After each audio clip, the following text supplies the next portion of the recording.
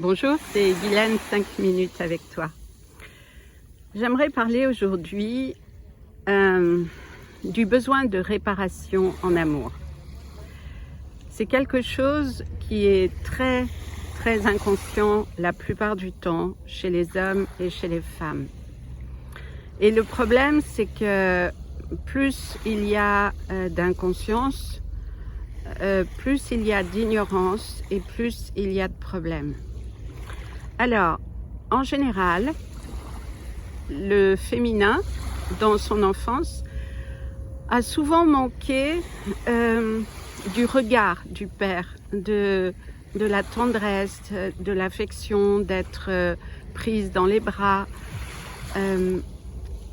Et la femme, de ce fait, va grandir avec ce manque dans son cœur. Ce qui fait que lorsqu'elle va rencontrer un homme, elle va espérer recevoir tout ce qu'elle n'a pas reçu dans son enfance. Et ce besoin de réparation est très fort. Je dirais même qu'il pousse la personne à chercher constamment un partenaire ou une partenaire pour combler ce vide. Parce que le manque d'affection est réellement un vide qui s'installe dans l'enfance. Et comme l'univers a horreur du vide, forcément, chacun, chacune cherche à combler cela. Pour les hommes, le principe est le même. Sauf que, en général, l'homme a été plus ou moins regardé par une mère.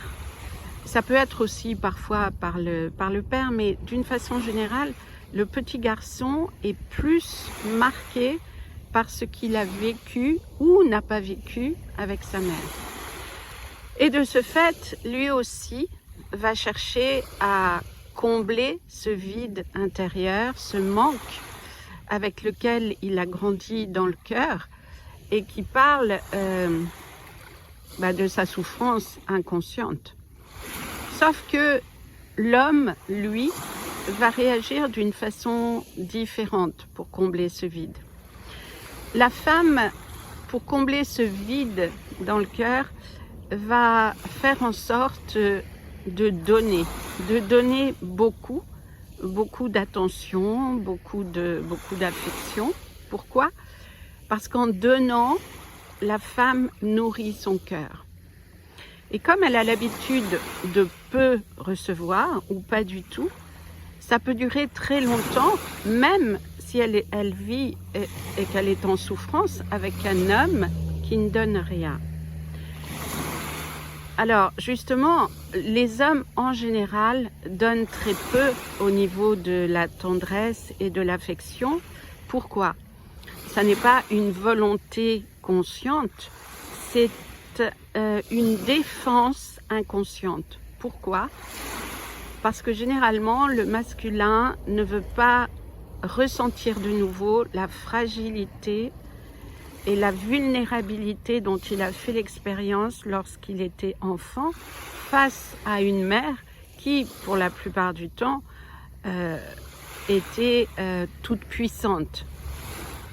Donc, le masculin grandit avec cette peur inconsciente du féminin qui a tant de pouvoir sur lui parce que la mère a eu beaucoup de pouvoir sur lui.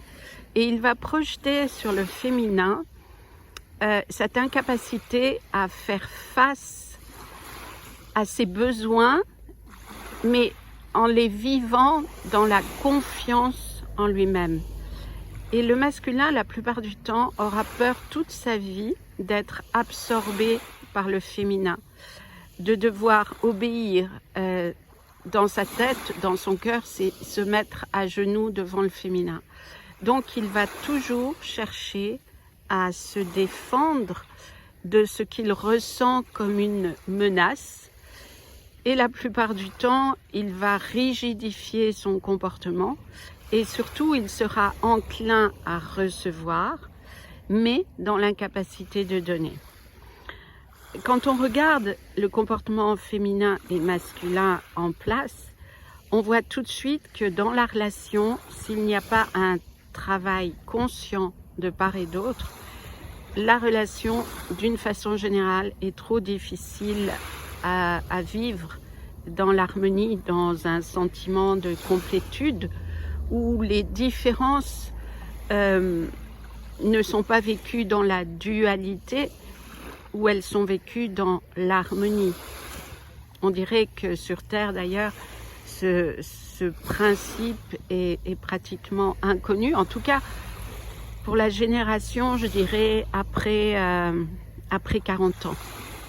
Parce que la génération avant 40 ans a beaucoup plus d'ouverture, de confiance en elle et je dirais d'outils intérieurs pour faire face à des questions qui peuvent amener de la peur, de l'angoisse, de l'anxiété. Voilà, donc vous vous rendez compte que ce problème est vraiment... il faut vraiment s'en occuper si on veut avoir l'espoir de vivre une relation agréable. Voilà, merci à vous, à bientôt.